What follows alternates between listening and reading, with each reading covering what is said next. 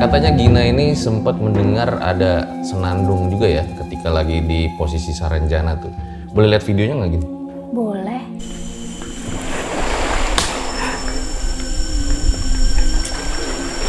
Dengar nggak? Dia cuma sebentar, karena videonya cuma beberapa detik. Sekali lagi.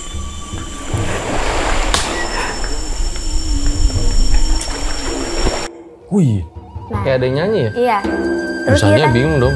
Dia bingung. Gue lagi di mana nih gitu. Di mana nih gitu kan? Terus dia tanya sama si pria tadi. Ini kita di mana? Terus si pria ini bilang, Ini kota Saranjana. itu pertama kali Bu Sania mendengar kata Saranjana. Pertama kali mimpi itu, dia pikir itu hanya mimpi biasa ya, kayak ya udah mimpi gitu, bunga tidur aja.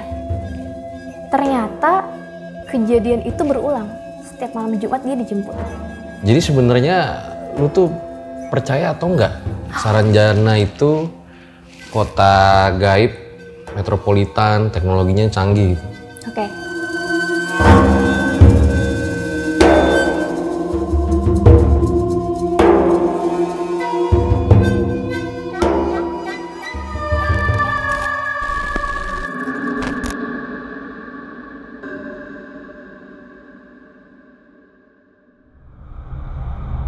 Tersebar sebuah kisah legenda tentang kerajaan Pulau Halimun, di mana ada tokoh sentral yang bernama Sambu Ranjana. Nah, singkat cerita, kerajaan itu konflik, lalu Sambu Ranjana ini pergi ke selatan untuk mendirikan sebuah kerajaan. Nah, nantinya si Sambu Ranjana ini bahasanya itu berevolusi menjadi Saranjana. Ini menurut sebagian kalangan. Nah, hari ini gue udah kedatangan orang yang langsung tuh meneliti lah tentang Saranjana nih. Gue penasaran banget nih, langsung aja kita tanya-tanya.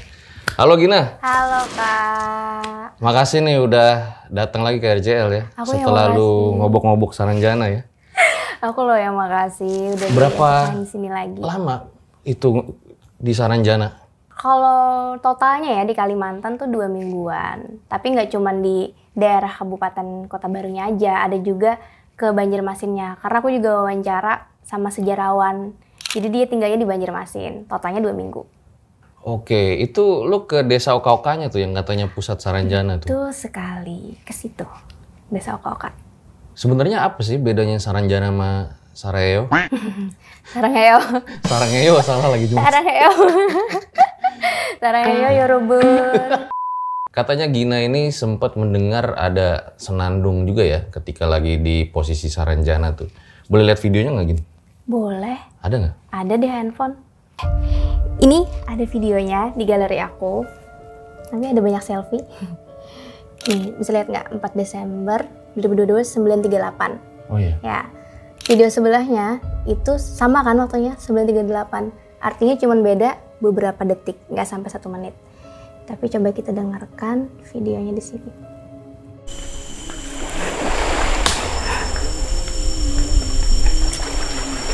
Dengar nggak? Dia cuma sebentar, karena videonya cuma beberapa detik. Sekali lagi.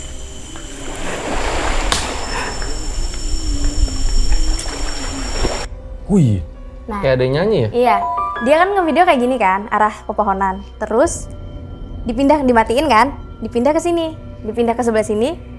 Di sini nggak ada. Ini gua, sini Bi, ada nggak? Naik Bi. Iya nggak ada ya? Ini ada. Itu aku pikir awalnya adalah pertama teori aku ya, suara dari tim aku gitu. Tapi kalau suara dari tim aku kan aku pakai mikrofon.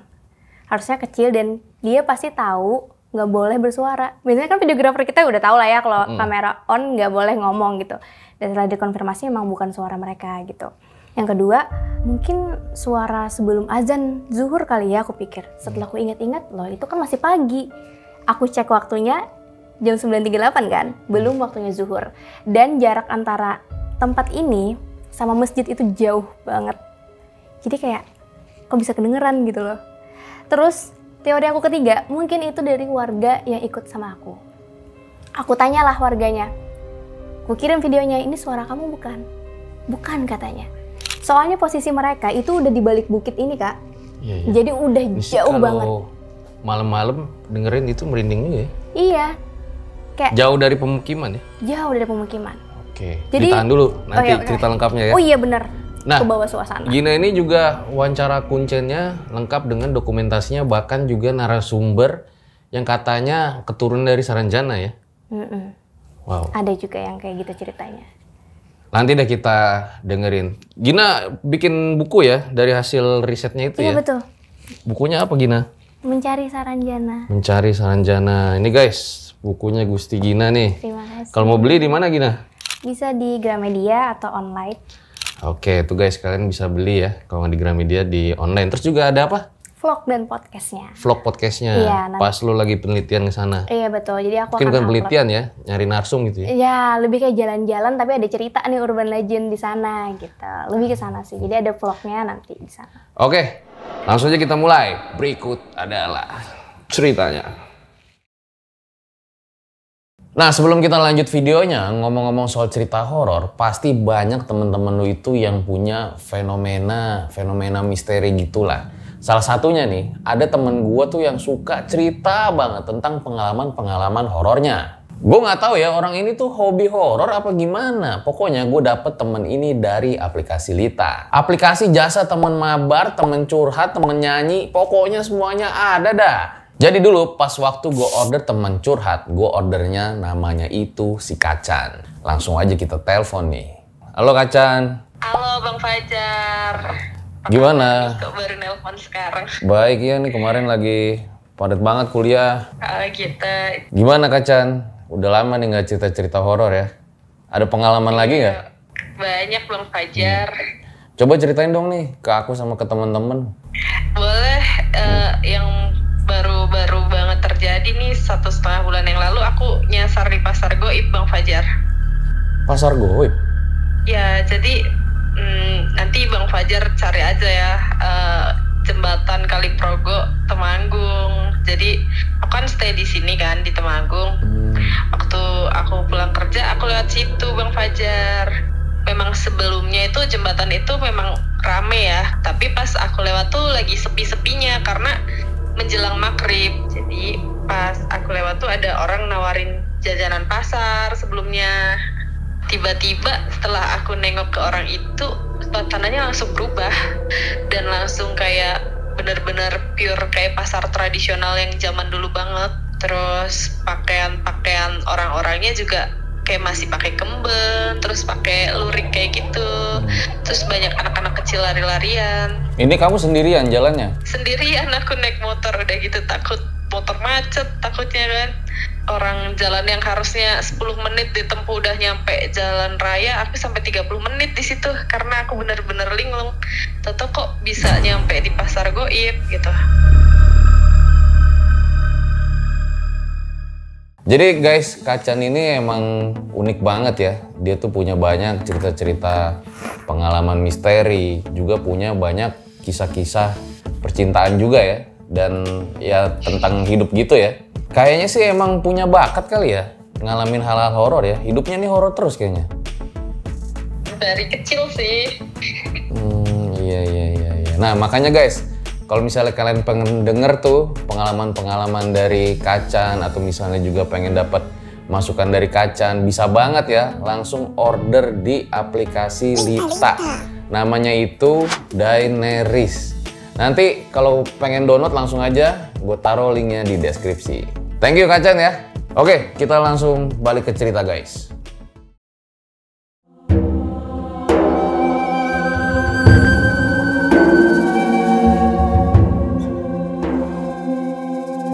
Ya, Gin, boleh diceritain awal mulanya tuh kayak gimana? Oke. Aku mulai cerita ya. Terima kasih juga nih buat Bang Fajar udah ngasih aku kesempatan kesini. Terus juga para elang, semoga kalian tidak bosan ya ngeliat aku. Ini awal mula aku mencari Saranjana. Itu kan aku dari Jakarta, terus ke Kalimantan Selatan. Kalau dari rumah, total perjalanan mungkin 3-4 jam lah ya. Termasuk juga hampir 2 jam naik pesawat. Nah, lokasinya itu dari kota Banjarbaru, ibu kota, tempat aku landing pesawat. Untuk ke desa Oka-Oka, itu masih total perjalanan 12 jam yang dibutuhkan. Jadi aku berangkat jam 2 siang, nyampe di ibu kotanya, termasuk menyeberang lewat kapal feri, itu jam 12 malam. Tadinya aku tuh pengen langsung ke desa Oka-Oka. Tapi ternyata Bang, itu tuh masih butuh waktu 4-5 jam. Dan itu udah capek banget kan badan di perjalanan gitu. Terus aku pikir ya udah aku lebih baik mampir di hotel dulu buat nginep. Tapi ini udah di Pulau Laut? Udah di Pulau Laut. Okay. Posisinya udah jam 12 malam. Nah terus besok paginya jam 6,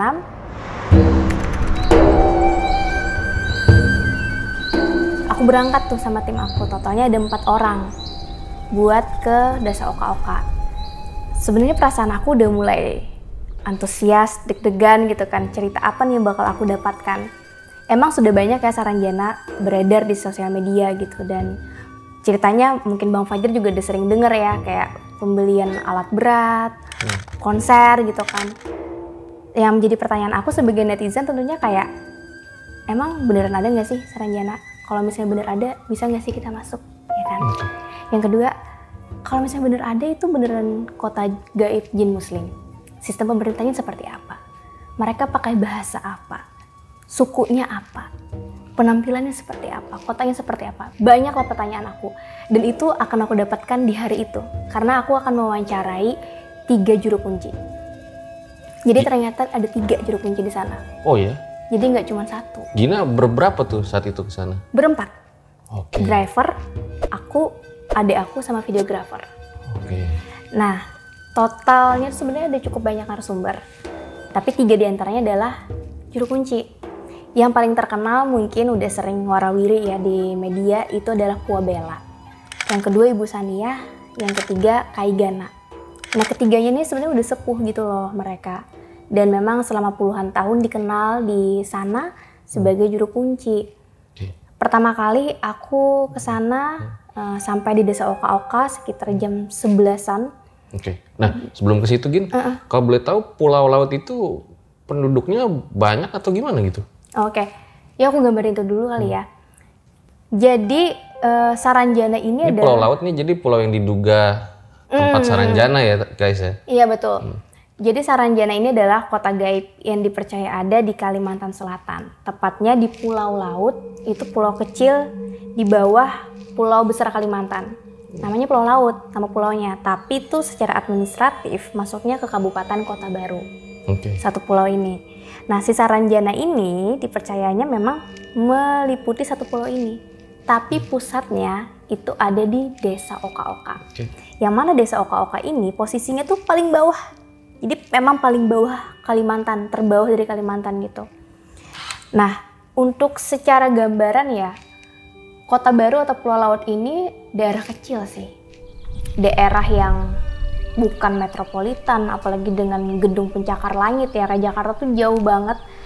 Di sana juga bangunan tuh masih 2 atau 3 lah untuk lantainya. Penduduknya, kalau di kotanya cukup banyak sih. Cukup ramai. Padat gitu ya? Lumayan padat kalau ibu kotanya ya. Tapi kalau udah ke desa-desanya jarang. Sinyal aja nggak ada. Sinyal tuh hilang-hilangan. Bahkan Gina menemukan kuncennya itu ternyata sempat ingin dinikahi gitu ya? Iya. Oleh Raja Saranjana? Iya. Tadi aku udah dibilang kan ada 3 kuncen ya. Ada juru kunci. Salah satunya Ibu Saniah yang perempuan ini. Itu menurut aku cerita dia menarik banget sih untuk diceritakan karena cerita dia sendiri kan belum banyak beredar ya. Itu gimana Gina ceritanya? Jadi aku ketemu dengan si Ibu Saniah ini, juru kunci kedua, itu di hari kedua. Ketika aku udah ada di desa Oka-Oka di sana. Tentunya ekspektasi aku bertemu dengan beliau, aku bisa banyak dapat informasi ya. Apalagi dia juru kunci gitu. Pasti dia bisa menjawab pertanyaan-pertanyaan aku terkait dengan Saranjana tadi. Nah, ketika aku sampai ke tempat beliau, beliau tuh cerita ke aku. Aku pasti tanya awal dulu, gimana ceritanya ibu jadi seorang juru kunci? Apa kejadian pertama? Kejadian pertama itu bermula ketika dia pindah ke Kalimantan. Ternyata Bang, di desa Oka-Oka, desa Tanjung Lalak, itu didominasi oleh suku Mandar. Bukan suku Banjar. Dan suku Mandar ini adalah aslinya dari Pulau Sulawesi. Bukan dari Kalimantan. Dulu di tahun 70-an 80-an something di daerah mereka itu terjadi kerusuhan huru-hara sehingga tidak aman untuk tinggal. Jadi warga yang merasa tidak aman, mereka memilih untuk pindah. Mereka naik kapal dan mencari tempat baru gitu ya. Paling dekat itu ke Pulau Laut. Karena kan Pulau Laut ini paling bawah ya, ini Pulau Sulawesi nih di sini. Jadi emang kayak tinggal nyebrang gitu loh, walaupun cukup lama juga perjalanan. Sampailah mereka di Pulau Laut ini. Ketika sampai di sana, mereka nggak tahu dong soal daerah Pulau Laut ini seperti apa, kultur masyarakatnya seperti apa, tradisi atau segala macam budayanya, termasuk juga soal Saranjana. Si Ibu Sania nggak tahu awalnya, bahkan nggak pernah dengar nih soal Saranjana tadinya. Nah, orang yang tadi bermigrasi dari Sulawesi ke Kalimantan, mereka memulai kehidupan baru menjadi petani dan juga nelayan. Si Ibu Sania ini punya rumah nih sama keluarganya, membangun rumah di kaki Gunung Saranjana. Bisa dibilang kayak gitu. Jadi rumahnya itu deket banget sama Gunung Saranjana. Kalau dari perjalananku sih kemarin dia bangunan terakhir sih rumahnya dia. Sebelum akhirnya tuh udah, aku nggak lurus ke dalam sih, tapi udah kayak hutan-hutan aja. Dan itu bukit ke Gunung Saranjananya. Oke. Nah terus karena beliau sekeluarga ini juga menjadi petani, jadi juga bikin rumah yang agak jauh ke dalam hutan. Butuh waktu cukup lama lah, bagi zaman dulu kan cuma jalan kaki ya. Biasanya mereka akan bertani ke daerah yang di dalam hutan sana. Karena kan yang dekat Gunung Saranjana ini tuh dekat pantai, jadi nggak bertani di situ. Tiba-tiba ketika dia lagi memulai kehidupan baru ya, tiba-tiba si Bu Sania ini sakit. Dia sakitnya nggak jelas gitu, demam, menggigil, meriang, dan ada perasaan kayak kok kangen ya sama rumah yang di dekat Gunung Saranjana. Kok pengen pulang ke situ ya gitu. Ada perasaan-perasaan seperti itu. Sedangkan dia selagi keluarganya sedang bertani di daerah hutan. Terus dia pikir kalau kayak gini mending aku balik aja ya ke rumah yang dekat Gunung Saranjana. Diputuskanlah kalau weekend ya, malam Jumat gitu sampai seterusnya dia akan di rumah yang dekat Gunung Saranjana. Nah rupanya Bang, di malam tertentu, malam Jumat, dia itu mulai bermimpi. Ini mimpi ya. Di dalam mimpi itu tiba-tiba Ibu Sania ini ditemui sama seorang pria. Si pria ini ngajak dia jalan-jalan. Bu Sania ngeliat nih daerah sekitar jalan-jalan.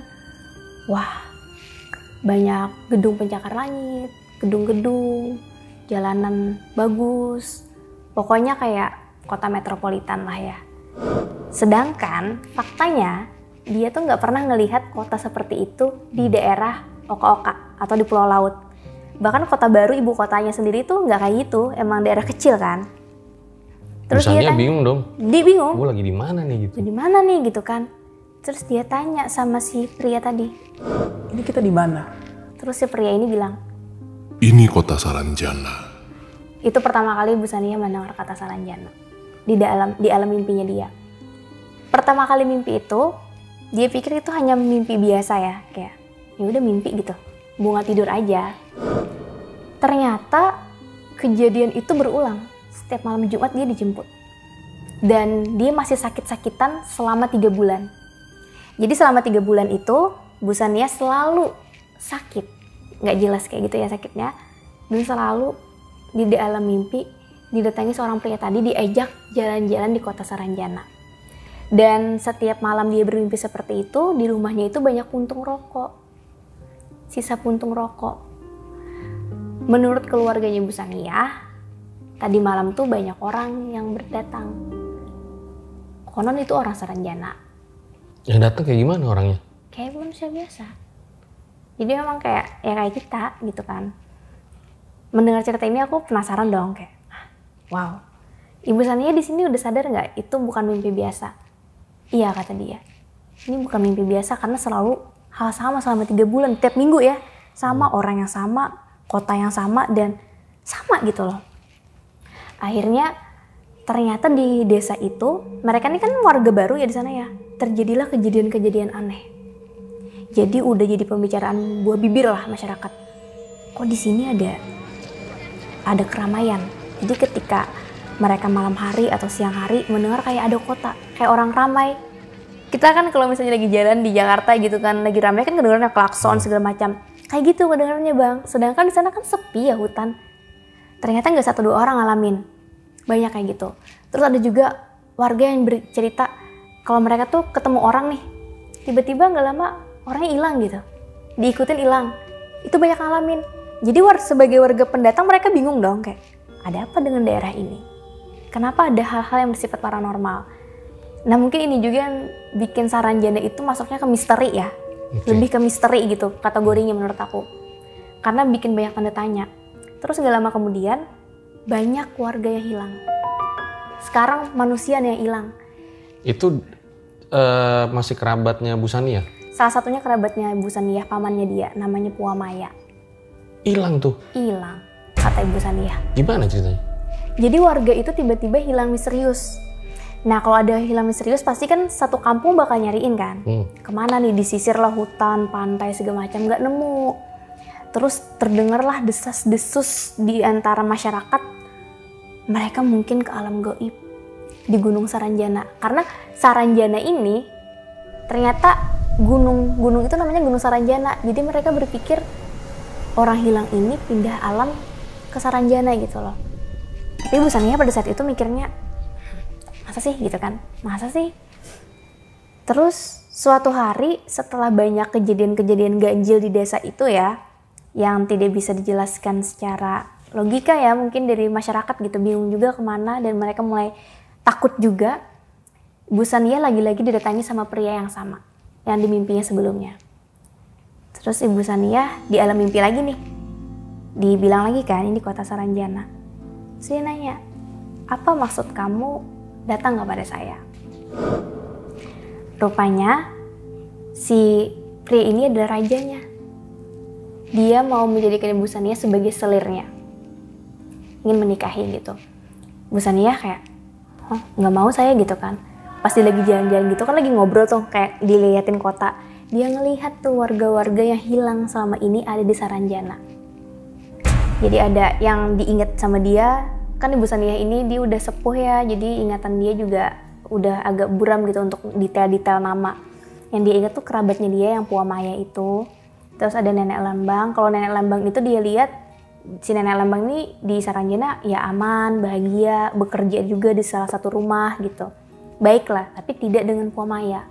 Puamaya, Ibu Sania lihat dia tuh dikurung. Dan badannya tuh mulai ditumbuhi bulu-bulu gitu loh. Kayak berubah secara fisik ya. Terus ada beberapa orang dari Kota Baru, ada orang Sulawesi juga yang ternyata berpindah alam.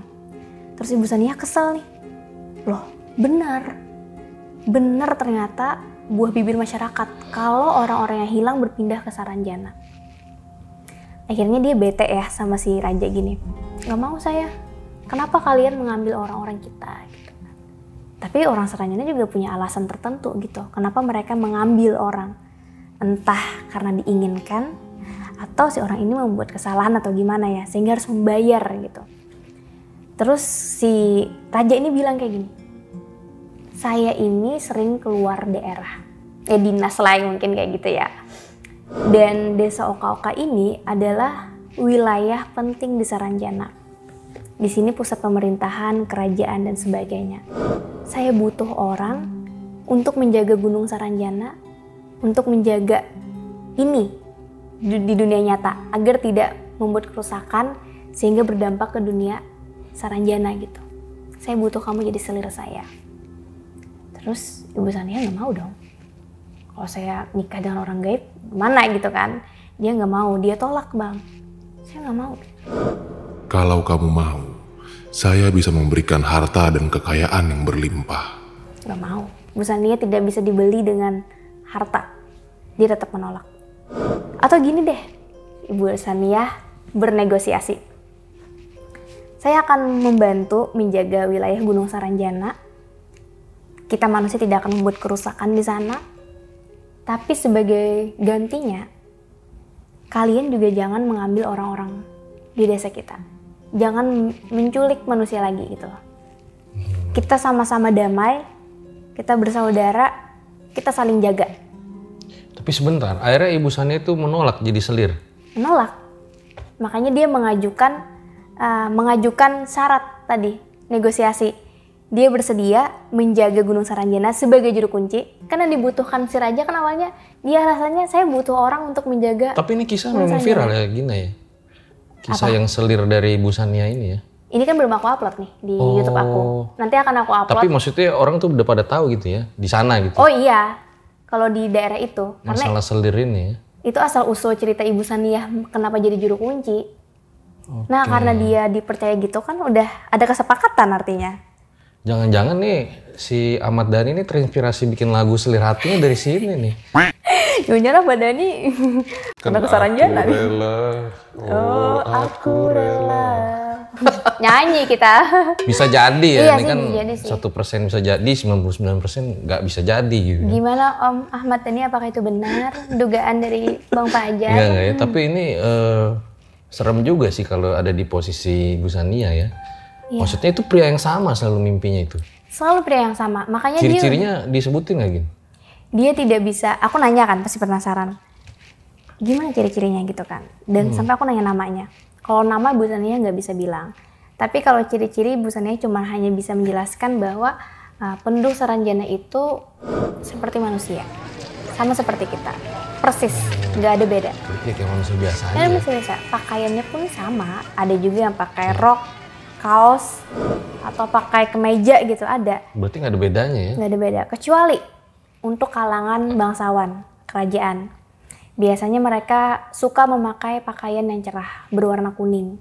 Warna kuning memang secara kebetulan ya, itu adalah warna keramat di Kalimantan, berkaitan juga dengan kultur dari suku Banjar dan juga suku Dayak. Terus juga di kerajaan Kutai juga warna kuning memang disakralkan gitu loh. Jadi di Kalimantan itu memang warna kuning warna yang keramat gitu Kak. Oh gitu ya? Begitu juga di Saranjana ternyata.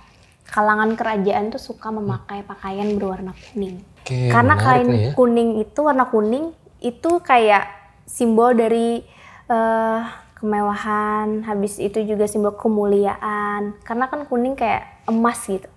Jadi kayak agung gitu loh. Begitu. Oke. Jadi memang secara kultur budaya warna kuning itu spesial bagi Kalimantan. Kuning. Oke, lalu gimana lagi tadi ceritanya tuh? Lanjut ke Setelah- Bu Saniyah ya. Iya. Nah, terus Diteror terus-terusan Iya, ya tadi terus-terus kan. Dan dia udah ngerasa, enggak ini bukan mimpi. Dan ini Saranjana kota gaib beneran ada ya gitu. Dan dia bernegosiasi dengan si raja, kalau memang yang dibutuhkan raja adalah menjaga Gunung Saranjana tetap aman, saya bersedia. Tapi tidak menjadi selir. Akhirnya disetujui. Nah, itu menjadi simbolis ibaratnya perjanjian antara dunia manusia dengan alam goib gitu. Akhirnya sejak saat itulah Ibu Saniyah punya kemampuan mata batin, bisa berkomunikasi dengan orang Saranjana, dan akhirnya dia menjadi juru kunci. Jadi ketika ada kejadian paranormal ini macam-macam ya. Paranormal itu kan gaib ya Kak, gak mesti yang seram atau gimana gitu. Yang membutuhkan solusi berupa kegoiban juga, itu bisa datang ke Ibu Saniyah. Ibu Saniyah bisa berkomunikasi dengan orang Saranjana. Jadi juru kunci Saranjana ini yang aku tangkap setelah aku jalan-jalan ke desa Oka-Oka, desa Tanjung Lalak. Mereka itu adalah orang yang menjadi jembatan informasi, yang bisa berkomunikasi ke dunia Saranjana, ke dunia manusia. Kayak agent mungkin ya. Oke. Gitu. Nah sejak saat itu Ibu Saniyah akhirnya bisa berkomunikasi dengan orang Saranjana. Kasus apa yang pernah ditanganin Bu Saniyah tuh? Yang paling nggak bisa dilupain mungkin? Biasanya sih kalau kayak gitu-gitu tuh orang hilang gitu ya. Kalau dicariin, apakah benar hilangnya ke Saranjana atau tidak? Kalau tidak kan berarti ada kemungkinan lain ya. Mungkin dia diculik atau ini binatang buas gitu. Tapi kalau ditemukan di Saranjana berarti di Saranjana. Biasanya juru kunci akan membantu keluarga yang kehilangan keluarganya, apakah yang hilang ini mau pulang atau enggak. Nah, terus ada juga Pernah kapal. ada tuh? Ada kejadian-kejadian seperti Kapal itu. gimana? Kapal ya. Jadi kapal ini, ada kapal namanya Bintang Ara 09.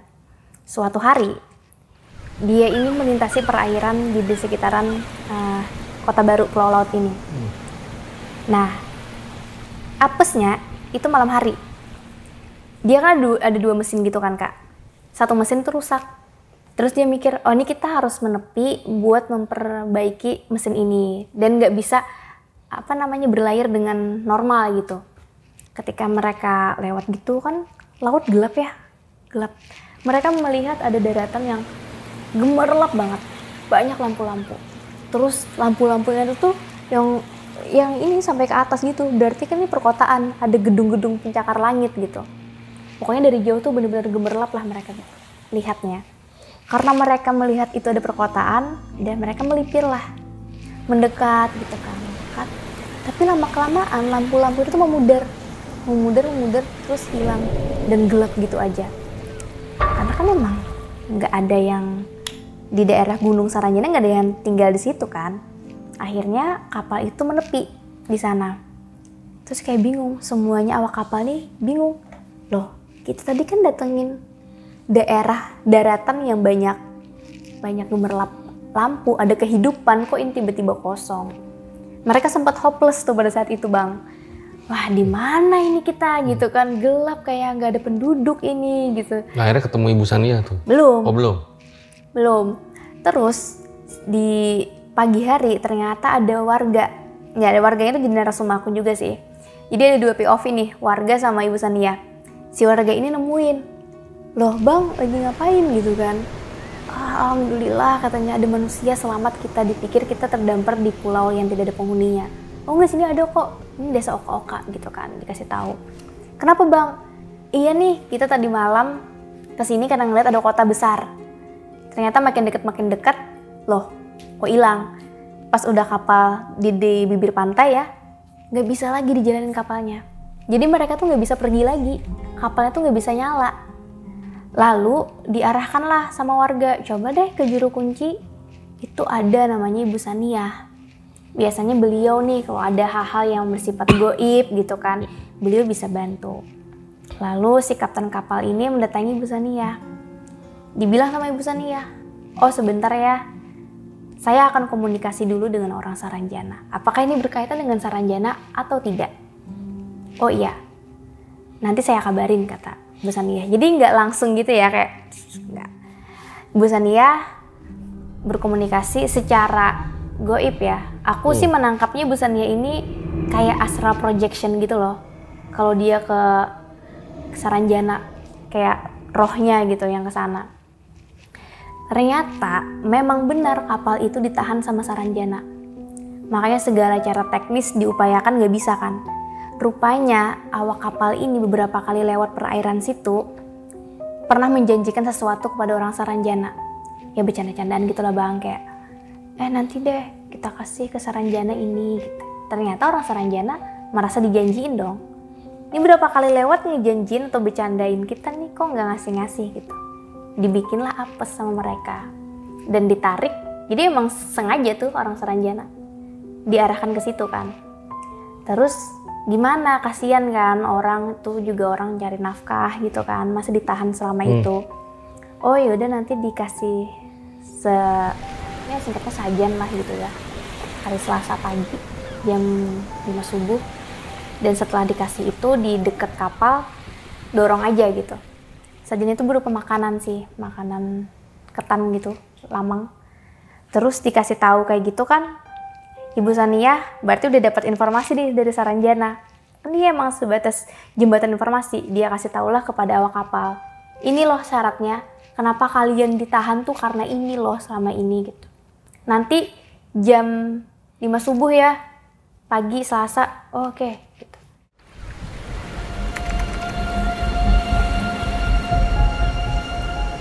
Nah, hari Selasa, mereka melakukan apa yang disuruh Ibu Sania. Menyediakan sajian tadi, ya makanan lah ya, untuk menebus gitu kesalahan mereka. Dan setelah ditaruh di dekat kapal itu, ternyata benar didorong bisa, dan mesinnya bisa nyala. Gitu doang? Ya gitu Bang, seperti itu cerita yang aku dapatkan dari Ibu Sania. Syaratnya hanya makanan yang disajikan gitu. Oke, ada lagi Gin? Oh ya, sama Bu Sania ini kan panjang ya.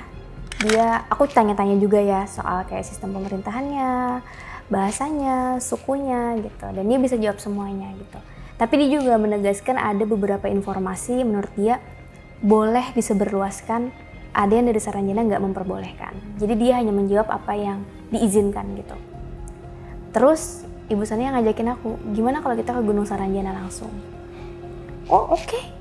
Mau saya berangkat kita gitu kan. Nah, Video yang di awal aku kasih lihat ke Bang Fajar tadi itu adalah ketika aku lagi ke Gunung Saranjana bareng Bu Sania. Dia itu udah di depan sih, di balik bukit. Sedangkan aku di belakang tuh, belakangan aku sama videografer kan.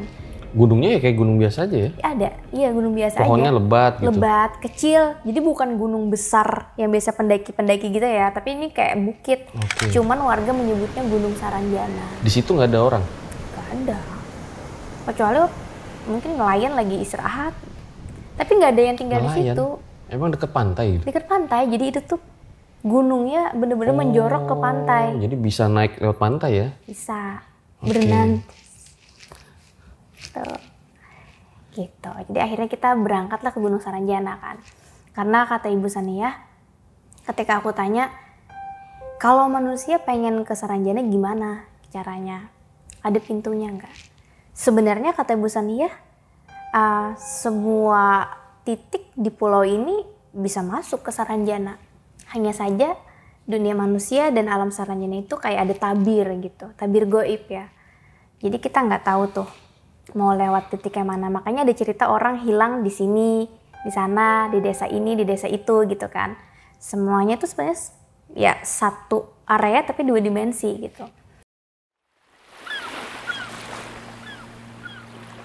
Kami ke sana, Ibu Sania di sana menjelaskan, ini loh pohonnya, ini pohon ini tuh sebenarnya bendera di sini. Ini gerbangnya gitu kan. Dia ngejelasin kayak gitu. Tiba-tiba tuh dia, aku pikir kesurupan awalnya. Oh ini kalau kesurupan gimana nih? Aku kan gak punya special skill juga nih nanganin orang kesurupan gitu kan. Bu Sania kesurupan kuncengnya? Aku pikir tadinya, karena dia tiba-tiba kayak dia gitu kayak di depan tebing. Aku pikir kesurupan, ternyata ada videonya nggak? Ada, bukan kesurupan ya, ternyata mediumisasi. Mediumisasi nggak sih sebutannya ketika manusia bisa berkomunikasi dengan dunia gaib gitu kan? Nanti diliatin videonya ya? Iya, nanti aku kirim sama timnya RGA 5. Kada usah masuk lagi nah, kada usah gin, kada usah nak, kada usah lagi nah, kada usah. Nah terus Ibu Sania di situ kayak ngobrol gitu, tapi nggak ada wujudnya. Ini ada fotonya. Nah ini waktu Ibu Sania lagi mediumisasi sih kayaknya sebutan yang lebih tepat ya, bukan kesurupan. Ibu Sania ini kan berbahasa Ini siapa? Mandar. Ini Pak Jahar yang menemukan kapal. Warga lokal yang menemukan kapal. Ini Burhan. Ini Burhan siapa? Burhan itu kayak informan aku, dia tim aku juga yang memang orang desa Oka-Oka. Oh iya. Iya. Nah ini penampakan. Ini siapa nih? Kayak kenal nggak sih Bang nih sama? Penampakan.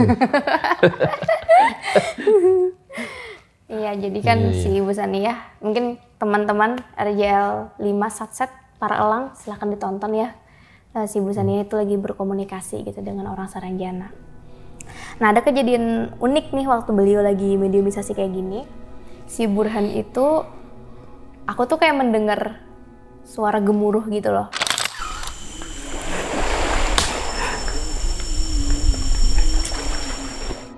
Tapi aku selalu ketika ada hal paranormal ya, hal gaib gitu terjadi, logic first dulu gitu. Harus ada penjelasan logis dulu. Kalau misalnya dijelaskan secara logis bisa, berarti itu secara logis bisa terjawab ya. Tapi kalau emang nggak bisa, ya udahlah, mungkin itu gaib gitu. Aku ada dengar suara gemuruh tuh. Aku pikir itu dari langit ya, dari langit kayaknya mau apa gitu, dari langit atau suara apa atau suara ombak dari laut gitu. Tapi suara gemuruhnya tuh kayak gimana ya? Kayak mobil besar gitu loh. Kayak mobil besar lewat gitu, suaranya tuh kayak gitu. Aku pikir, oh itu mungkin suara alam ya. Suara alam yang baru aku dengar pada waktu itu. Tapi tiba-tiba si Burhan ini langsung giniin aku. Mbak Gina, denger kan? Denger apa kataku kan? Suara gemuruh. Oh, dia denger juga berarti gak cuma aku. Iya denger sih kataku. Dari Ibu Sania kata dia kan. Hah, Ibu Sania kataku. Iya, coba deketin. Ternyata waktu aku mendekatkan diri ke deket Ibu Sania, ternyata dari deket areanya dia gitu. Jadi kayak, I don't know ya itu tuh sebenarnya apa, tapi ya aku merasa kalau aku sih secara logisnya mungkin suara alam. Tapi apakah di antara penonton di sini mengerti hal-hal yang gaib? Aku nggak tahu, termasuk juga video yang terekam tadi suara. Nah itu kan juga pas bareng sama Ibu Sania. Jadi ketika bareng Ibu Sania aku ada 2 kejadian yang membingungkan buat aku pribadi gitu loh. Nah terus oh ya udahlah, Ibu Sania di sana berkomunikasi, dia kayak mau diajak masuk ke Saranjana. Tapi Ibu Sania bilang enggak, saya nggak mau gitu. Saya cuma main ke sini. Ini ada tamu lah gitulah. Gitu aja sih. Ya udah Ibu Sania selesai setelah itu. Dia cuma ngasih tahu spot-spotnya aja sambil cerita tentang Saranjana ke aku. Setelah itu kita balik. Aku sangat berterima kasih ya kepada Ibu Sania karena beliau ini kan sepuh ya. Mata beliau juga udah rabun dan effort untuk ke Gunung Saranjana tuh bener-bener nggak mudah buat beliau yang seusia beliau gitu loh. Sampai ke yang gua ini berapa lama? Iya Mbak, cukup lama sih, kayak butuh waktu setengah jam lah jalan kaki. Karena kan kita agak menanjak, turun gitu. Terus beliau ini kan harus dituntun karena nggak bisa lihat secara jelas. Jadi aku kayak terharu banget. Ternyata warga di sini tuh welcome banget ya untuk cerita Saranjana. Ya baik lagi, Saranjana itu adalah hal yang misteri gitu, bukan hal yang ditutup-tutupi. Ini adalah bagian dari legenda rakyat, bagian dari kultur mereka gitu. Itu sih, gitu Kak.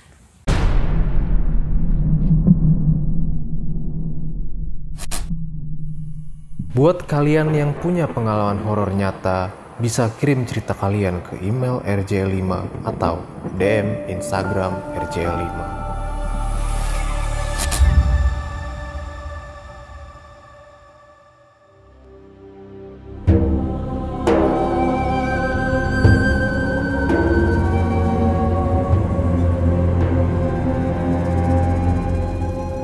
Nah, Gin, lu kan nih udah riset lah ya, datang langsung ke lokasi ya. Ini gue tembak aja langsung ya.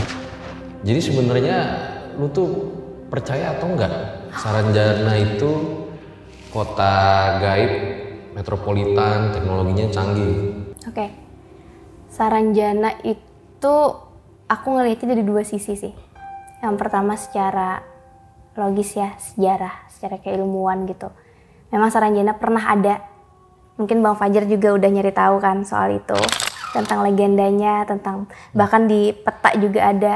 Yang terkenal adalah peta Solomon Muller ya. Sebenarnya ada 3 peta.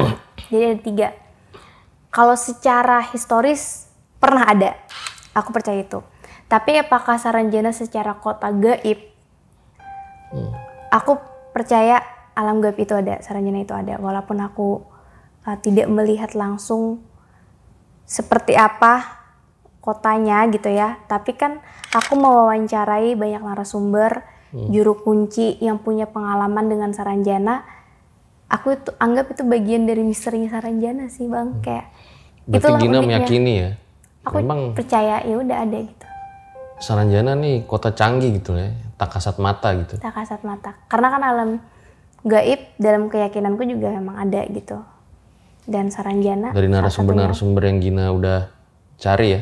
Iya, dari mereka. Aku percayanya dari kesaksian mereka. Jadi aku percaya dengan narasumberku. Belum ditanya di podcast lain kan ini kan? Belum. Iya. Iya kan? Jadi aku mempercayai. Kayak gini aja deh Bang Fajar kan sering tuh banyak narasumber cerita di sini. Bang Fajar percaya nggak sama cerita mereka? Nah itu tergantung tuh. Kan kadang ada berbagai sudut pandang ya. Iya. Misalnya ada orang lihat kuntilanak nih. Gina kan lulusan psikolog. Iya. Bisa jadi kalau di ilmu psikolog, jangan-jangan nih orang lagi kecapean nih. Iya betul. Jadi dia halu gitu. Tapi kalau sisi agama, jangan-jangan emang ada jinnya nih gitu kan. Iya.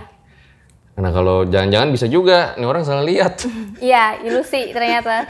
Banyak faktor deh. Dan kita meyakini aja memang si orang ini emang terpercaya misalnya gitu kan. Kita kan cukup percaya dengan orang yang punya cerita gitu. Jadi aku lebih ke situ sih. Aku percaya dengan orang yang menceritakan itu. Nah, Gina juga wawancara sejarawan katanya. Iya. Hasilnya apa tuh, Gin? Jadi sejarawan ini namanya Pak Mansur. Dia adalah dosen di program studi sejarah di Universitas Lambung Mangkurat. Itu alma mater aku juga. Ini di Kalimantan Selatan, Banjarmasin. Jadi beliau itu memang sudah melakukan penelitian tentang Saranjana secara historis ya. Dan sudah jadi jurnal juga. Jurnalnya bahkan bisa kalian akses. Di sana dia menemukan peta. Nah dia tuh nemuin peta. Dia orangnya menemukan peta 3 yang pernah merekam Saranjana secara histori. Terus ada 1 kamus Hindia Belanda yang menyebutkan kota Saranjana. Bukan kota Saranjana, daerah Saranjana.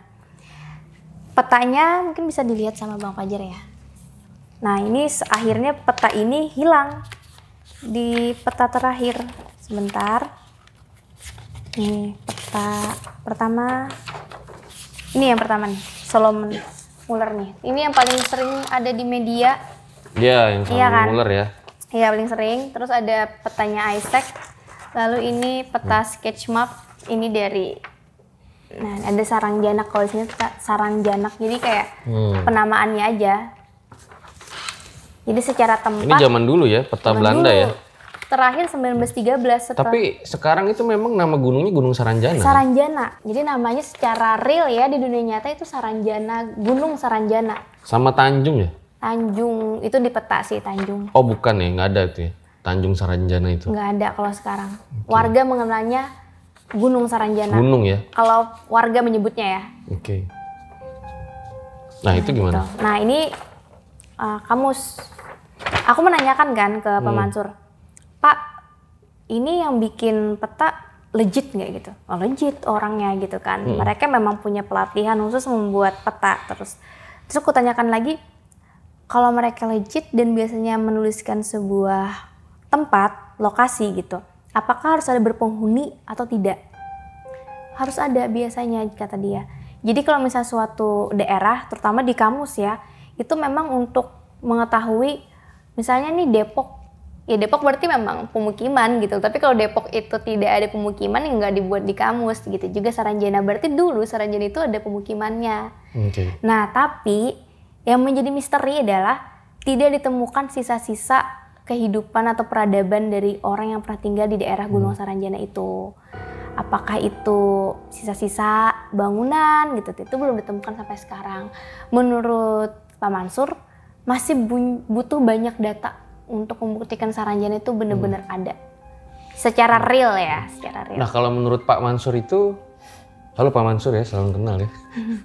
Pak Mansur. Kalau menurut Pak Mansur itu, Saranjana itu tadinya apa? Tempat pemukiman. Tempat pemukiman. Dia ada beberapa teori sih. Yang pertama itu adalah pemukiman Dayak Samihim. Nah ini kalau Bang Fajar mau lihat, mana dari bukunya? Aku bisa ngasih lihat fotonya. Sini ada nih orang-orang yang dulu tinggal di Saranjana, daerah situ. Nih. Oh ini ya? Iya. Ini tahun berapa tuh di situ? 1910 ya? Jadi kemungkinan mereka yang tinggal di sana. Tapi ini masih bersifat hipotesis ya. Oh ini hipotesis ya? Iya. Hipotesisnya beliau ya? Iya, yang kedua itu berkaitan dengan Kerajaan Banjar. Oh ya. Ya, Bang Fajar mungkin pernah dengar ya. Ya itu kan bisa dibilang prahara di kerajaan ya, perebutan tahta gitu. Dan satu calon itu akhirnya diberikan upeti di Pulau Laut itu. Dan dia bermimpi pengen punya kota yang lebih maju gitu, yang lebih hebat daripada kerajaan Banjar pada saat itu. Dan akhirnya itu menjadi memori kolektif. Nah, Bang Fajar udah pernah tahu lah ya ini ya. Iya, tapi memang ya salah satu yang populer itu juga ya, cerita cerita rakyat ya, yang Sambu Ranjana itu. Oh iya, nah itu kan paling populer tuh. Aku dapat 3. Oke. Ada 3 lagi ternyata versi lain. Jadi selain ada cerita perjalanan aku, dinamika emosi aku selama perjalanan mencari Saranjana, terus juga cerita-cerita narasumber, ada juga dongeng lain terkait dengan Saranjana gitu. Yang paling terkenal kan tentang Sambu Ranjana, Sambu Batung, anaknya Raja Pakurindang. Ternyata ada juga versi lain, cerita rakyatnya, 2 diantaranya. Gitu Bang. Iya, nah tapi memang itu dia ya, peninggalannya itu ya. Peninggalannya itu. Kalaupun ada, di mana gitu ya? Di mana, betul. Dan setelah mencari Saranjana ini ya, aku merasa kayak Saranjana ini menarik banget gitu loh. Kayak bagian dari kultur masyarakat ya, kayak produk budaya kan, jatuhnya gitu.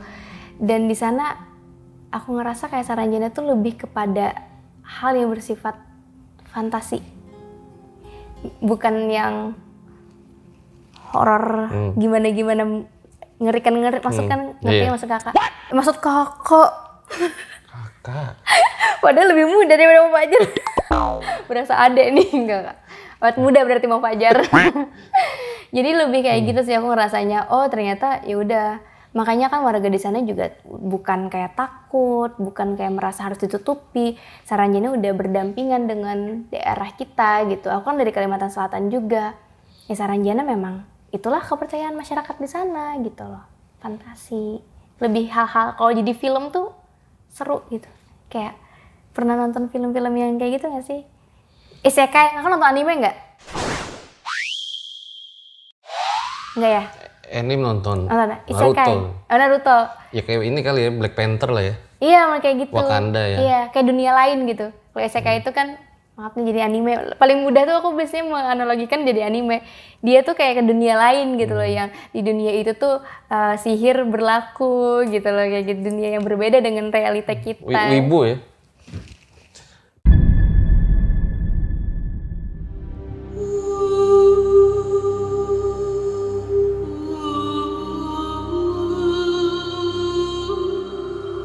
Kit, gue denger narasumber lu ada yang menikah dengan orang keturunan Saranjana. Ya. Ceritanya kayak gimana? Nah, ini menarik ya. Jadi narasumber aku tuh ada beragam cerita, dari yang pindah ke sana, ada yang punya keluarga yang berpindah.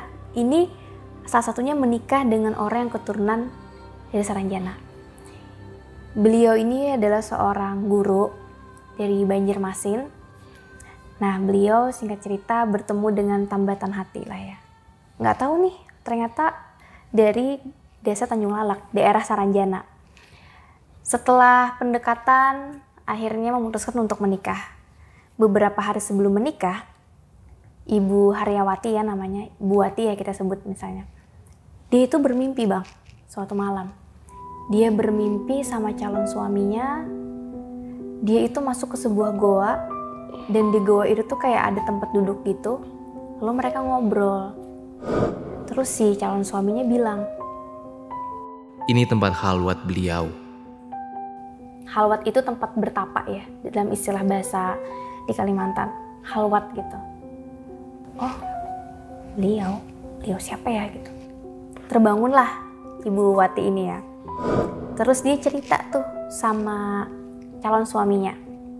Dia nggak tahu ya calon suaminya ini tinggal di desa Oka-Oka yang dekat, atau desa Tanjung Lalak dekat dengan Saranjana. Bahkan juga nggak tahu tentang Saranjana gitu.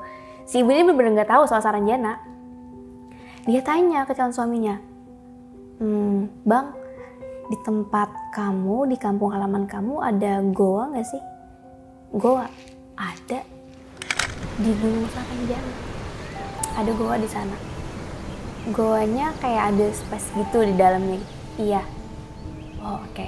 Udahlah ya, udah nggak terlalu dipikirkan tuh.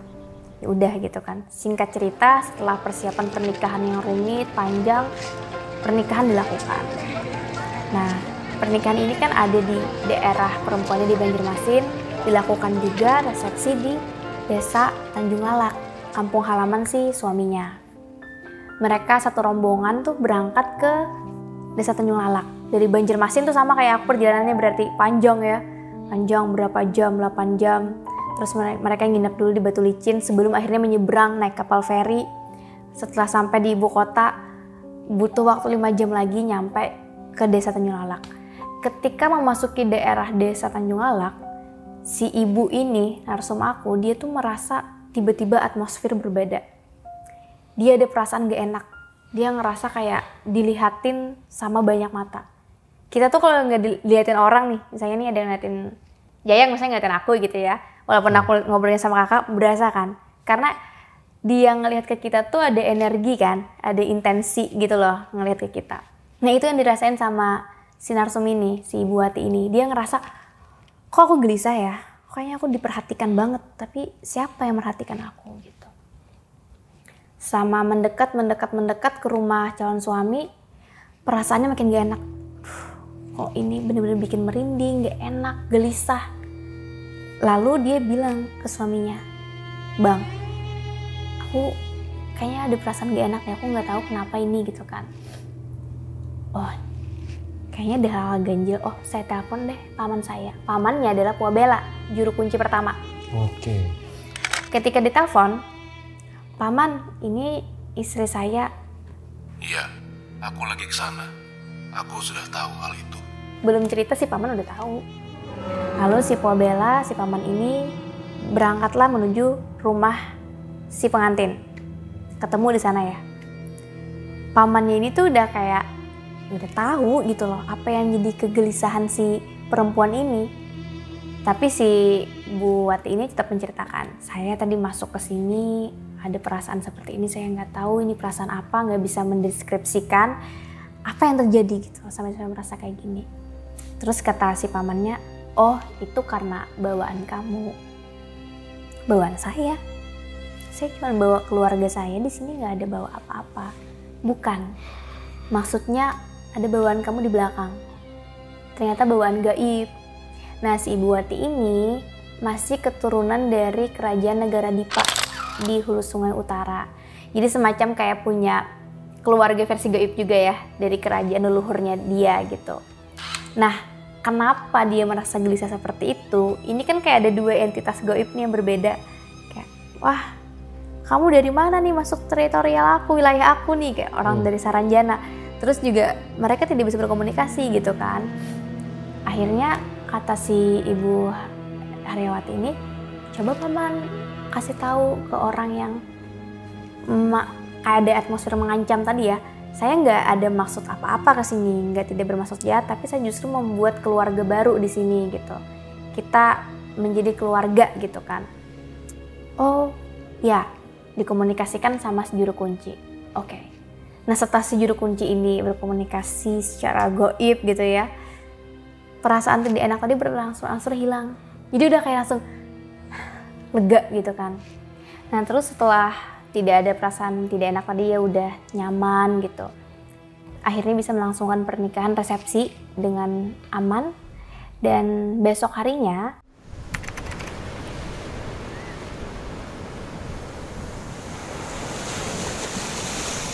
mereka kan masih di sana kayak mau liburan lah sekalian, kan daerah pantai ya, pesisir. Terus juga wisatanya cantik lah di sana, pantainya masih virgin gitu. Terus si Ibu Haryawati ini minta sama suaminya, aku mau dong gitu ke Gunung Saranjana. Oh ya, akhirnya mereka ke sana. Niatnya foto-foto. Ditemani juga sama Puabella ya, ditemenin sana ada fotografer sama videografernya juga. Nah, di sini ada kejadian aneh, Bang. Dan ini ada dokumentasinya dari si narasumaku. Nanti mungkin bisa ya. Sini RJ Satset para elang menonton videonya. Hafal aku sebutan kalian. Terus waktu di sana kan di foto-foto gitu kan. Foto sini gitu. Foto. Ternyata ada satu spot ketika kamera itu diarahkan ke sini itu nggak ada, blank hitam. Tapi ketika diarahkan ke sini ada. Jadi waktu dia di foto-foto kayak gitu nih sama suaminya, dia tuh bingung ngeliat wajah foto videografer nih kayak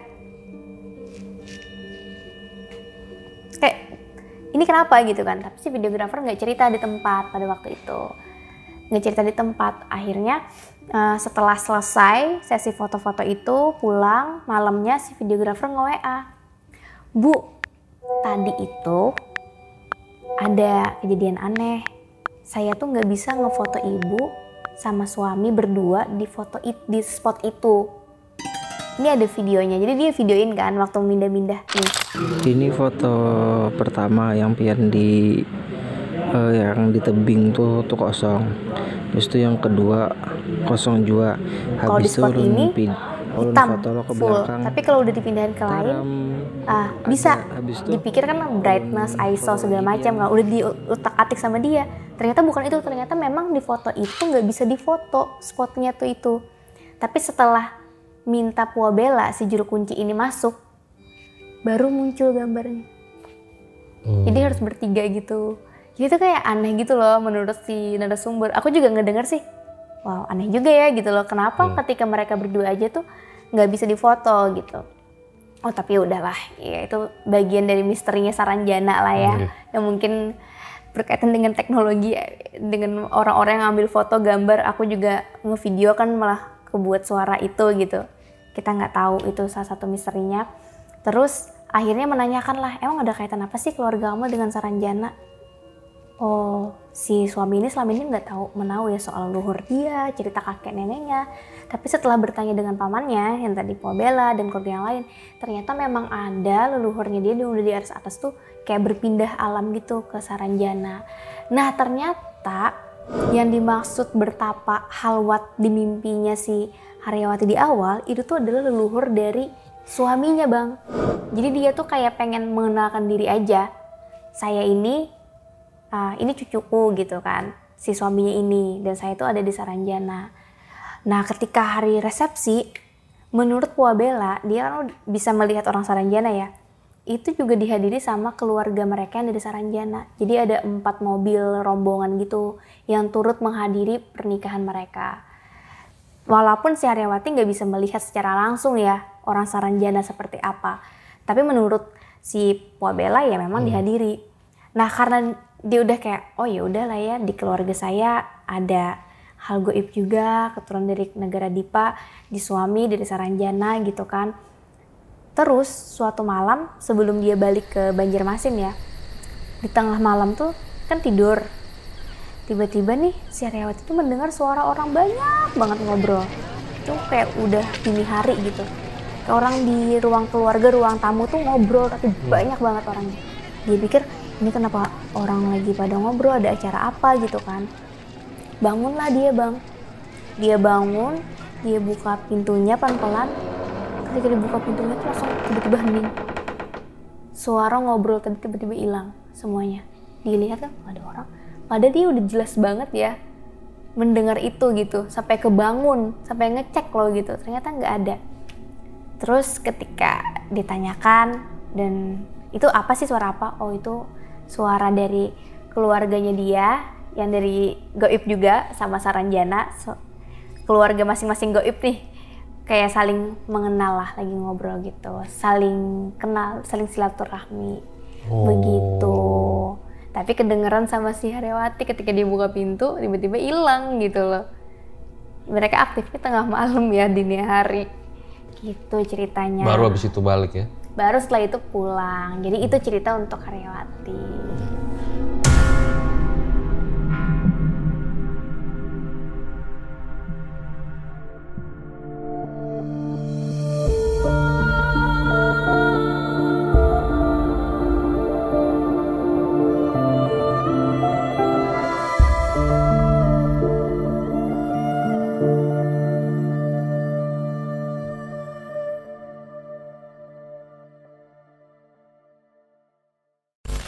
Oh iya, katanya lu ini ya, dapat kontak orang Saranjana ya? Ada tahu videonya. Jadi ternyata di salah satu perjalanan aku kan tadi ceritanya Ibu Saniyah ya, juru kuncinya. Ada juru kunci pertama itu yang aku temuin namanya Puabella. Nah Puabella ini bisa berkomunikasi dengan orang Saranjana pakai telepon via WhatsApp. Terus karena dia berkomunikasi kayak gitu, diarahkan juga nih buat komunikasi sama aku. Jadi aku teleponan tuh sama orang yang katanya dari Saranjana. Tapi aku disclaimer ya, aku tidak bisa membuktikan apakah dia orang Saranjana atau tidak, karena cuma via telepon. Ngomong apa tuh? Halo, apa kabar? Password. Passwordnya apa? Buat coffee. Serem banget tuh. Nggak, dia cuma nanya sih, kamu mau masuk ke Saranjana ya? Aku bilang iya, mau lihat kotanya. Suaranya kayak gimana? Dia memakai bahasa Indonesia yang baku, perempuan. Ya seperti itu, ada videonya juga sih. Makanya nanti aku bakal upload ya di channel aku kurang lebih sekitar 15 episode. Jadi setiap minggu bakal ada episode baru. Itu kayak series gitu loh, series perjalanan aku mencari Saranjana. Oke deh, nanti gue nontonnya di channel lu lah. Thank you. Thank you Gin. Thank you Sukses banget. selalu ya. Ya, thank you Bang Fajar. Tunggu karya-karya yang lain. Amin. Semangat juga buat Bang Fajar. Ambil baiknya, buang buruknya. Dengan kisah-kisah seperti ini jangan malah menjadikan kalian takut, tapi kalian semakin yakin percaya dengan kebesarannya. Gue Fajar Aditya, RJ5 undur diri. Ciao.